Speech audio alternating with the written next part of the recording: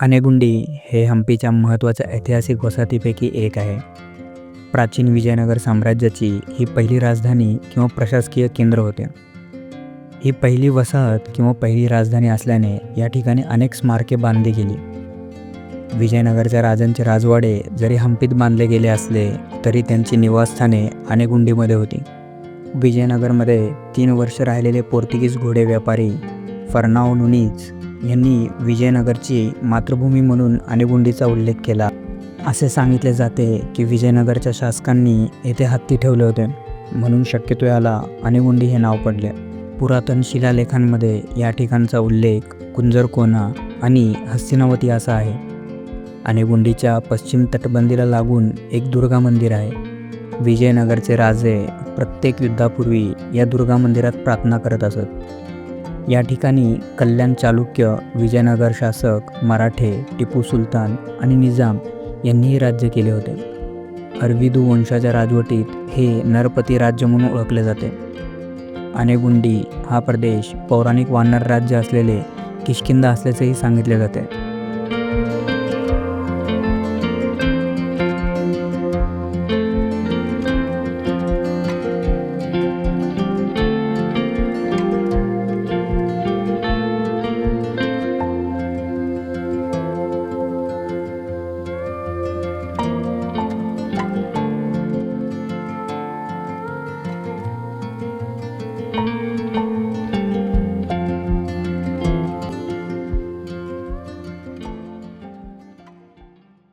तर मित्रांनो, आत्ता वाजलेले आहेत ऑलमोस्ट 6:45 आणि आज तारीख आहे 11. तर इकडच्या साईडला सूर्याचा अस्त होतो आहे, सूर्यास्त, आणि इकडे चंद्राचा उदय.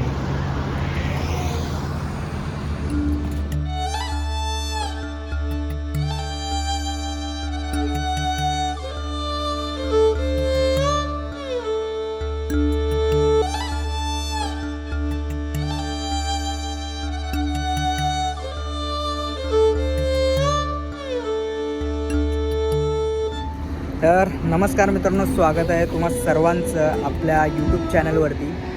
आज आहे शनिवार आणि तारीख आहे आजची 12 एप्रिल 2025 आणि आपण काल संध्याकाळी पुण्यावरून निघालो 4:30 वाजता आणि 10:30च्या आसपास आपण सोलापूरला रीच झालो.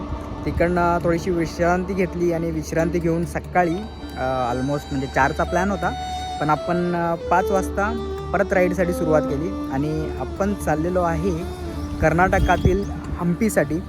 बऱ्याच दिवसापासूनची इच्छा होती हम्पीला जाण्याची, पण योग जुळून येत नव्हता आणि फायनली आजच्या दिवशी आहे हनुमान जन्मोत्सव. त्या दिवशी आपला योग जुळून आला आणि आपले काही 3 मित्र जे पुढे ट्रेनने गेलेले आहेत आणि आपण चाललेलो आहे आपल्या बाईकने.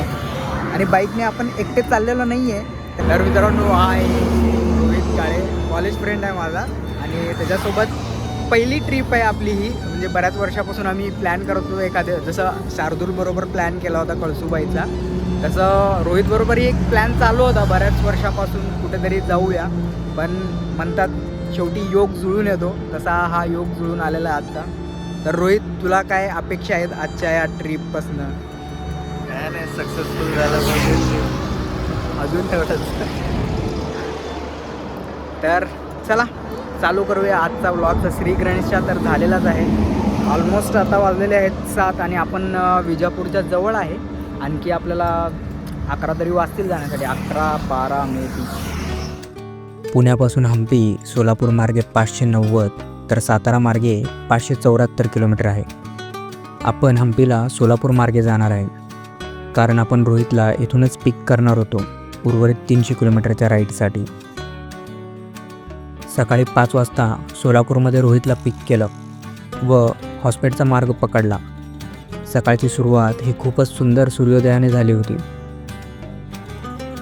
जवळपास 1.5 तासात विजापूर गाठलं व महामार्गावरून जवळपास 5 किलोमीटर अंतरावर असलेला विजापूरचा प्रसिद्ध 16व्या शतकातील व आदिलशाही साम्राज्याची साक्ष देणारा गोल घुमट पाहायला मिळत होता.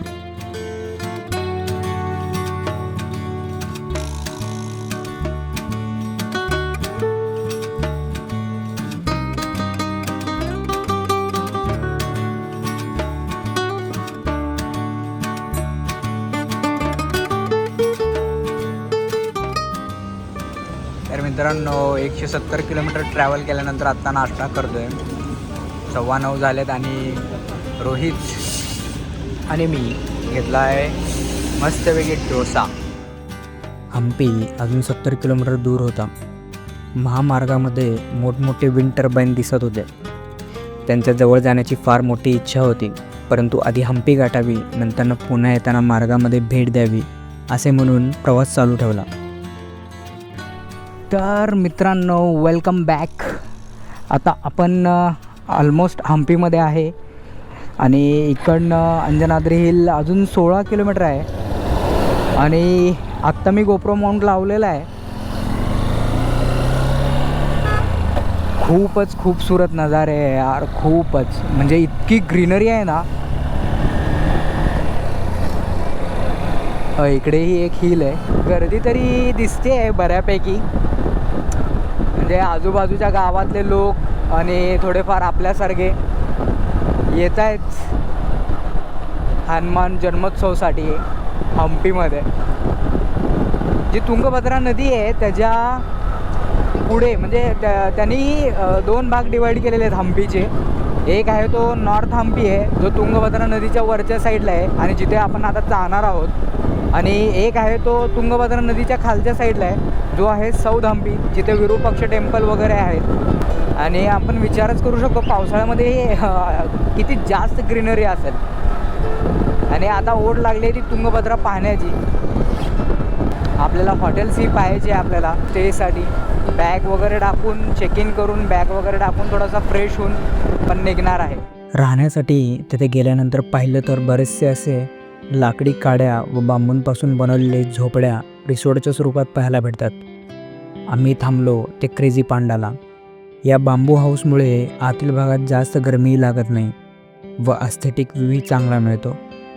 सकाळी 10चा चेक इन आणि सेम दुसऱ्या दिवशी सकाळी 10चा चेकआउट होता.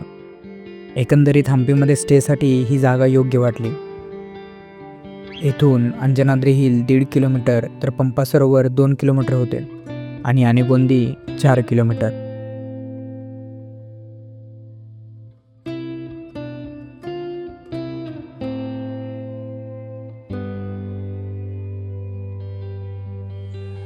तर this is what we get at 1500. This is what the bed is, and here is bhai main switch. This is what the bed is, and this is what toilet bathroom. All are made from that kind of wood.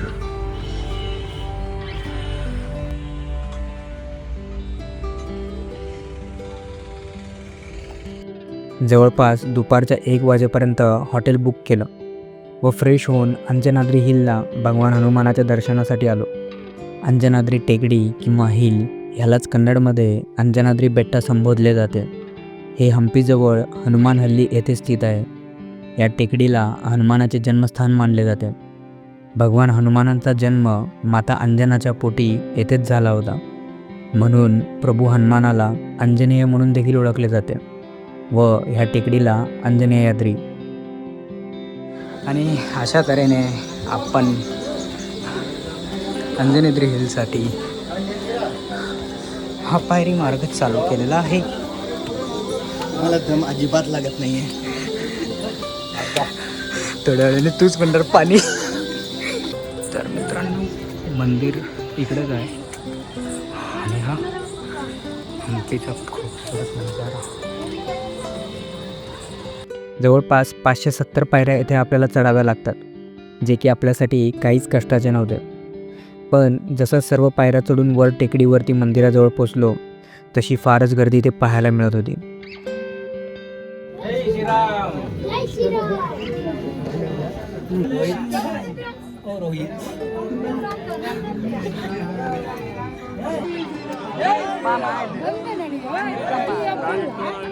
सुमारे 575 पायऱ्या चढून वर येताच बाजूला भगवान हनुमानाचे मंदिर आहे. ह्यात हनुमानाची दगडात कोरलेली मूर्ती आहे. त्याचबरोबर भगवान राम आणि सीतामाता व माता अंजना यांचे मंदिर देखील येथे आहे. This is what Hampi looks like and this is Hanuman temple at Anjanadri hill.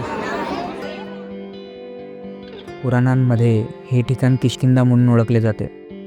ह्या टेकडीवरून हम्पीचे खूपच सुंदर दर्शन घडते व इथूनच सूर्योदय आणि सूर्यास्त हे दोन्हीही पाहता येतात.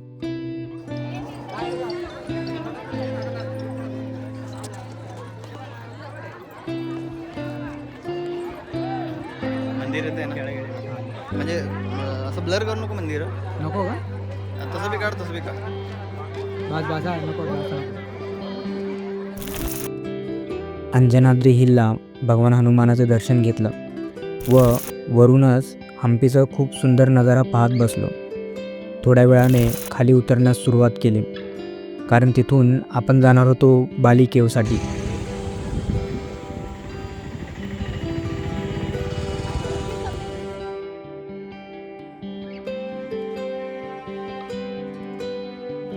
तर मित्रांनो, आत्ताच बजरंगबलीचं दर्शन घेतलं आणि आता आम्ही चाललो आहे बाली केवसाठी, जे की तिकडून पुढे 2 किलोमीटरच्या अंतरावरती आहे.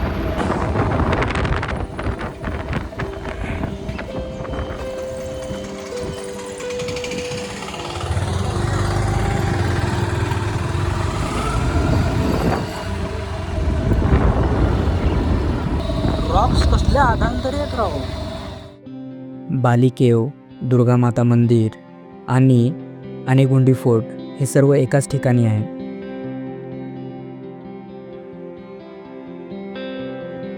येथे आल्यानंतर गाडी पार्क करून वरती येताच पहिलेच मंदिर येथे पाहावयास मिळते ते म्हणजे हनुमानाचे अभय आंजनेय मंदिर.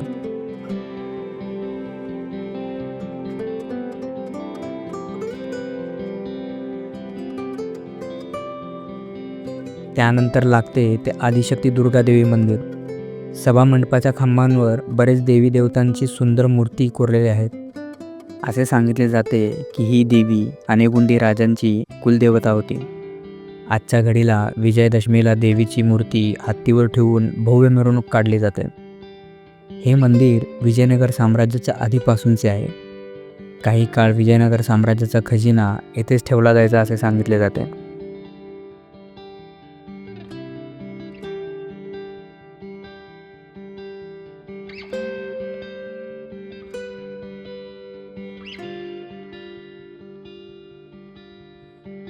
दुर्गादेवी मंदिरापासून काही पावले पुढे येताच किल्ल्याचा मुख्य दरवाजा आपल्याला पाहायला मिळतो. दरवाजाच्या दोन्ही बाजूस आपल्याला बुरुज पाहायला मिळतात व प्रवेश दरवाजावर गणेशाची कोरीव प्रतिमाही दिसते. किल्ल्यात प्रवेश करताच प्राचीन अवशेष पाहायला मिळतात. दुर्गादेवी मंदिराचं दर्शन घेऊन आपण इकडे असलेल्या फोर्टकडे चाललेलो आहोत. आनेगुंडी किल्ला ह्याला गत्ती कोठे म्हणजेच मजबूत किल्ला असेही संबोधले जाते. पुरातन आख्यायिकानुसार ही टेकडी किष्किंधाचा राजा बाली याचे निवासस्थान होते. टेकडीच्या वरच्या किल्ल्याच्या भिंती 13व्या ते 17व्या शतकाच्या दरम्यान बांधल्या गेल्या. किल्ल्याला 3 प्रवेशद्वार आहेत.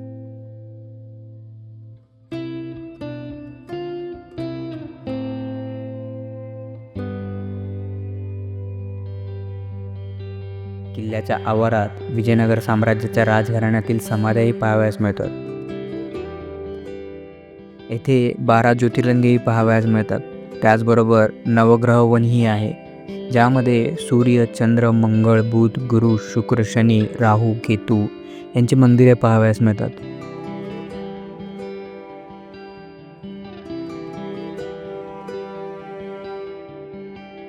बाली गुफेजवळ पोचताच येथे ह्या गुफेसंबंधीचा इतिहास लिहिलेला फलक पाहावयास भेटतो. जेव्हा मायावी राक्षसाला मारण्यासाठी बाली गुफेमध्ये जातात व जाताना सुग्रीवला सांगतात की जर मी गुफेमधून परतलो नाही तर ही गुफा बंद करून टाकावी. त्यानंतर बरेच दिवस सुग्रीव बालीची वाट पाहतात, पण ते काही परतत नाही. एका दिवशी त्यांना गुफेतून रक्त येताना दिसतं व सुग्रीवला गैरसमज होतो की बालीचा वध झाला व त्यामुळे ते गुफेचे द्वार मोठ्या दगडाने बंद करतात.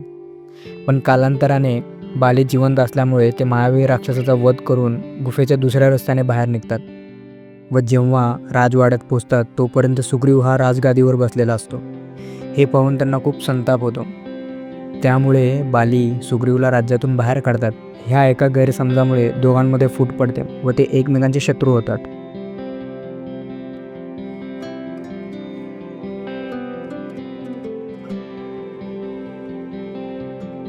संध्याकाळच्या वेळी जवळपास 5:30 वाजत आले होते. मंदिर परिसर व बाली गुफा पाहून पुन्हा परत आपल्या हॉटेलकडे निघालो. तेव्हा परतीकडे चाललेल्या सूर्याने आजूबाजूचा परिसर जणू सोन्याने धुवून टाकला होता.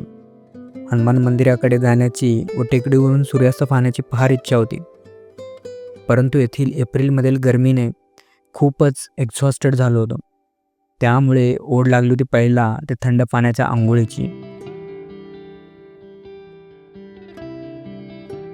संध्याकाळच्या वेळी फ्रेश होऊन बाहेर निघालो. जवळपास 6:30 वाजले होते. चहा घेतला व येथील हॉटेलमध्ये रात्रीच्या जेवणात काय भेटणार हे विचारले असता बऱ्याच ठिकाणी फक्त भात मिळेल असे सांगितले गेले. त्यामुळे येथून जवळपास 15 किलोमीटर अंतरावर असलेल्या गंगावती तालुक्यासाठी रात्रीच्या अंधारात निघालो. चालू आहे भाई. भयान शांतता. भाल्याची गोष्ट आपल्याला ऐकायला पाहिजे होती. आणि विचार कर, रिटर्न परत आपल्याला याच रस्त्याने यायचं आहे.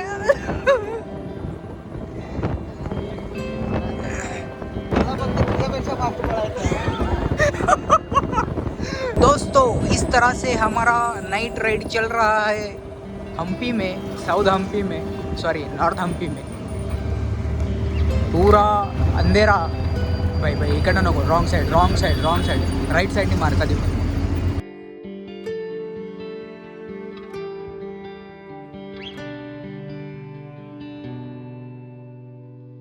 येथे रात्रीच्या वेळेस एकटे फिरणे तसे टाळलेलेच बरे.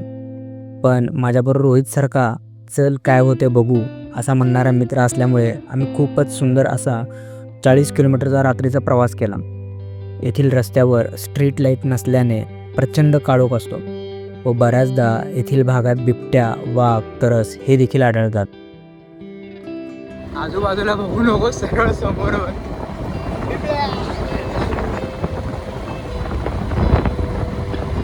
आजूबाजूला बघण्याने मी लेंदा वाचलो. कसं होतं माहिती आहे का, चुकीचा भास होता आजूबाजूला बघायला लागला ना.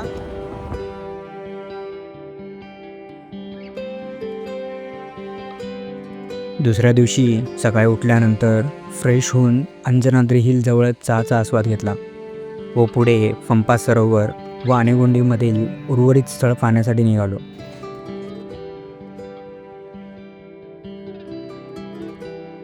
पंपा सरोवर येथे आपल्याला एक सुंदर पाण्याचे कुंड पाहावयास भेटते.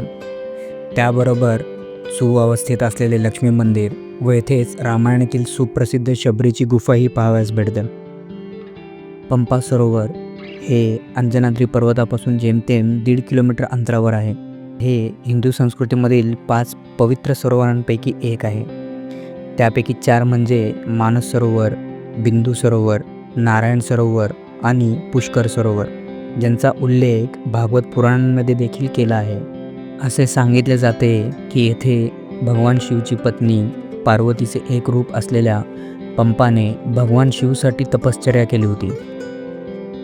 रामायणामध्ये उल्लेख असलेली शबरी ही एक वृद्ध स्त्री जी ज्ञान आणि धर्माच्या शोधात मातंग ऋषींना भेटते आणि आपले जीवन ऋषींच्या सेवेत घालवते. जेव्हा मातंग ऋषी मृत्यूशय्येवर असतात, त्यांनी ऋषींना सांगितले की तिला स्वतःसाठी सुद्धा असे शांतिनिकेतन हवे आहे. तेव्हा ऋषींनी त्याला भगवान रामांच्या आगमनाची वाट पाहण्यास सांगितले, जे येऊन तिला आशीर्वाद देतील.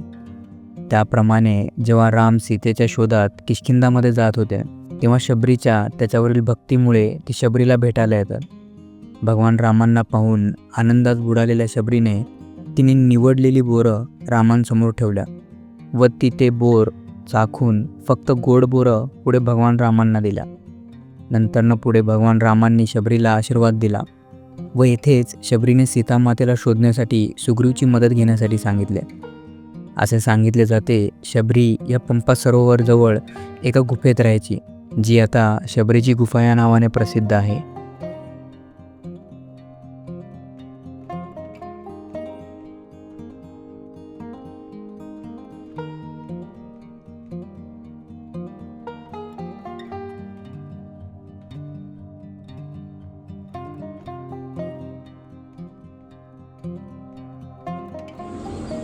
तर मित्रांनो, आपण पाहिलेलं तिथं ते मंदिर होतं. हे पंप सरोवर आहे आणि या रॉक्सच्या खालच्या साईडला केव आहे, शबरी केव. आणि पूर्ण स्टोन्सनी भरलेला आजूबाजूचा परिसर.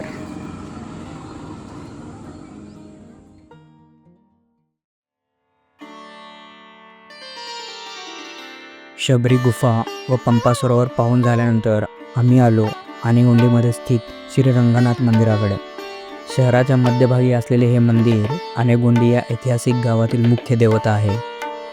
या पूर्वाभिमुखी मंडपात एक गर्भगृह, एक अंतराल, एक सभामंडप आणि एक महामंडप आहे. येथील प्रत्येक प्रवेशद्वारावर साधारण नक्षीकाम पाहावयास मिळते. गर्भगृहात रंगनाथ स्वामी झोपलेल्या स्थितीत आहेत व त्यांच्या डोक्यावर सर्पाचा फणा आहे. अंतरालच्या प्रवेशद्वाराच्या डाव्या बाजूला अंजनेय आणि उजव्या बाजूला गरुड प्रतिमा कोरलेली आहे. महामंडपात जवळजवळ एकसारखेच 12 खांब आहेत. महामंडपाच्या प्रवेशद्वाराजवळ हत्तींच्या मूर्त्याही आहेत.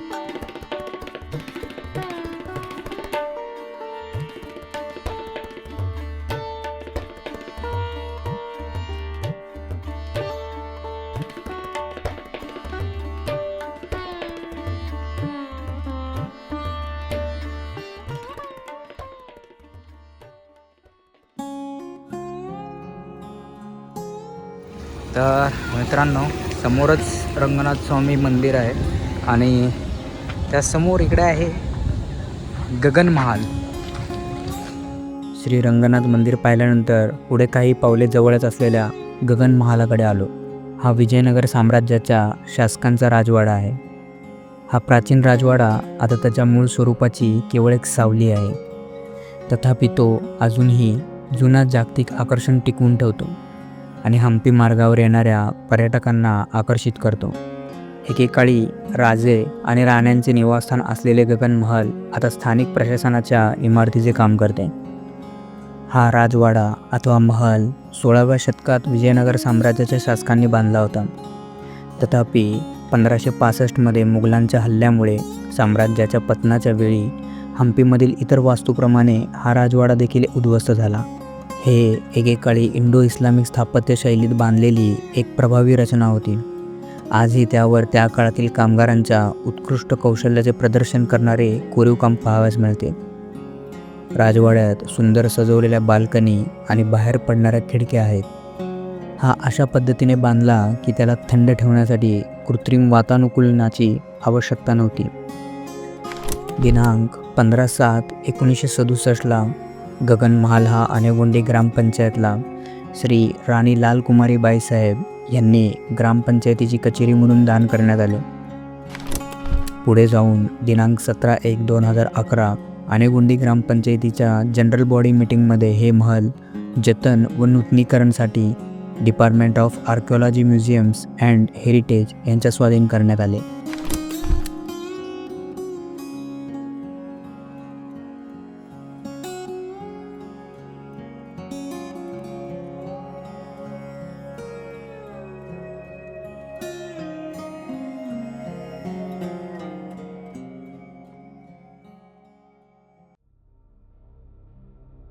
गगन महाल पाहून पुढे विजयनगरचे महाराज श्री कृष्णदेवरायांच्या समाधीस्थळाकडे आलो.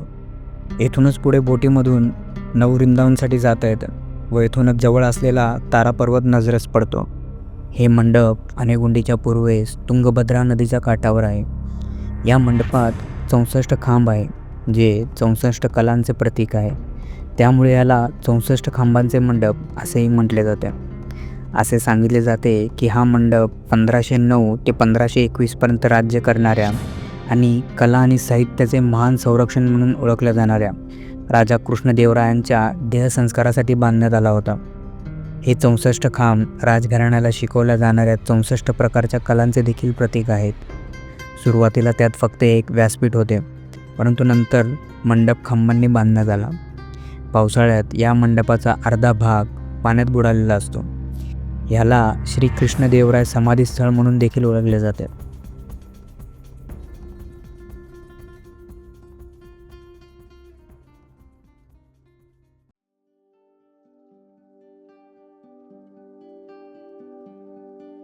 आनेगुंडीमध्ये इतिहास जमा असे खूपच भेट देण्यासारखी स्थळे आहेत, ज्यामध्ये पंपा सरोवर, रंगनाथ मंदिर, गगनमहल, कृष्णदेवराय मंडपा जे त्यांचे समाधीस्थळ आहे व चिंतामणी मंदिर.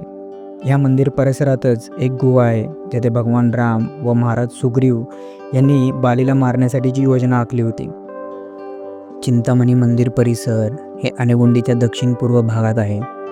स्थानिक कथेनुसार 15व्या शतकाच्या अंत्यवेळी तिरुमल रायाच्या कारकिर्दीत एका ऋषींनी या मंदिर परिसराची स्थापना केली. मठाची परंपरा फार प्राचीन आहे. या ठिकाणी तुंगभद्रा नदी दक्षिणेकडून उत्तरेकडे वळते, त्यामुळे हे ठिकाण तीर्थयात्रींसाठी एक पवित्र स्थान मानले जाते. रुद्राक्ष मंडप, लक्ष्मी नरसिंह मंदिर आणि गणेश मंदिर ही या परिसरातील मुख्य मंदिरे आहेत. मंदिर परिसराच्या थोडेच पुढे एक गुहा आहे. असे सांगितले जाते प्रभू राम व महाराज सुग्रीव व भगवान हनुमान त्यांनी येथेच बालीला मारण्यासाठीची योजना आखली होती. एका शिळावर भगवान राम आणि माता सीता यांच्या प्रतिमा देखील येथे कोरल्या आहेत, तर त्यांच्या पावलांचे ठसे हे देखील आपल्याला दुसऱ्या शिळावर येथे पाहावयास मिळते.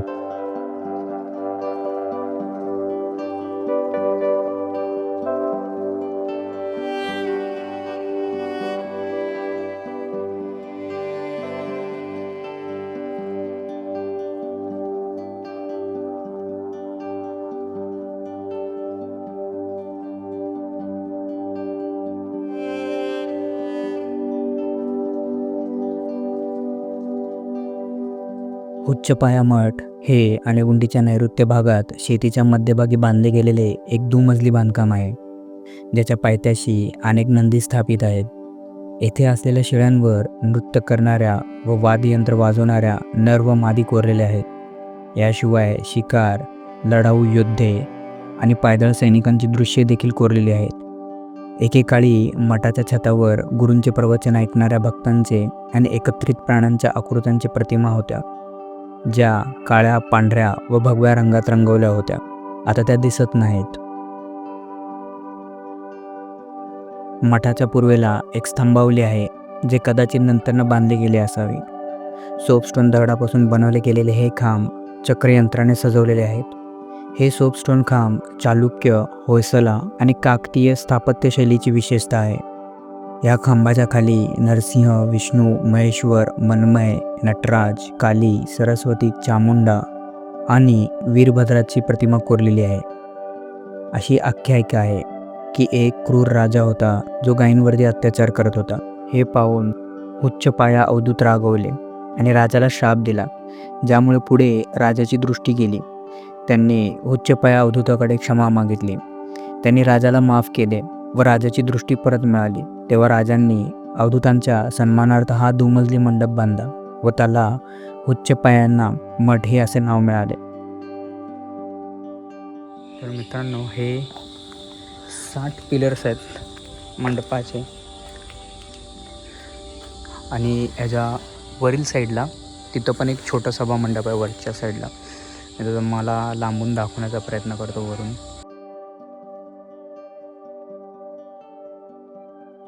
तर मित्रांनो, जसं की तुम्हाला माहीत आहे, आपण आहे नॉर्थ हम्पीमध्ये आणि आनेगुंडी गावामध्ये.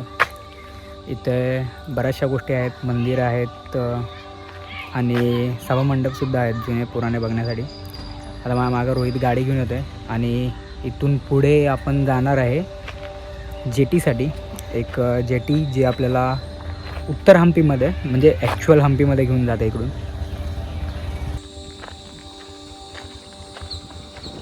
तर मित्रांनो, हे आहे तुंगभद्रा नदी आणि आपल्याला त्या बोटीने बाईक चढून तिकडच्या साईडला घेऊन जायचं आहे.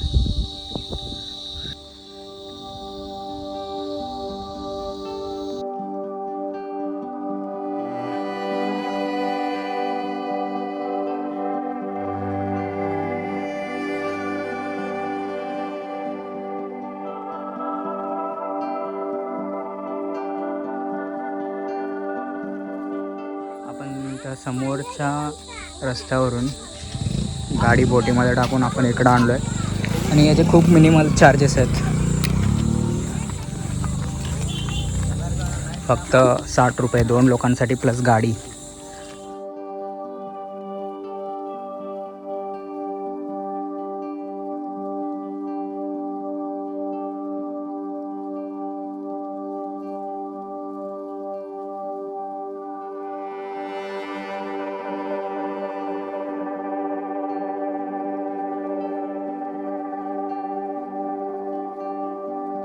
चिलिंग ॲट होमस्टे विथ एवढा बारीक आवाज पकडते का तू? मिस्टर रोहित काळे. आयफोन कशाला येते? चिल्डे. खूप थकलो आहे खूप. उद्याचा एक दिवस, उद्या निघणार 12 वाजता. तर मित्रांनो, आजचा हा व्लॉग कसा वाटला आम्हाला कळवण्यास विसरू नका व व्हिडिओ आवडल्यास लाईक, शेअर अँड कॉमेंट करायला विसरू नका आणि असेच व्हिडिओ पाहण्यासाठी आमच्या चॅनलला सबस्क्राईब करायलाही विसरू नका.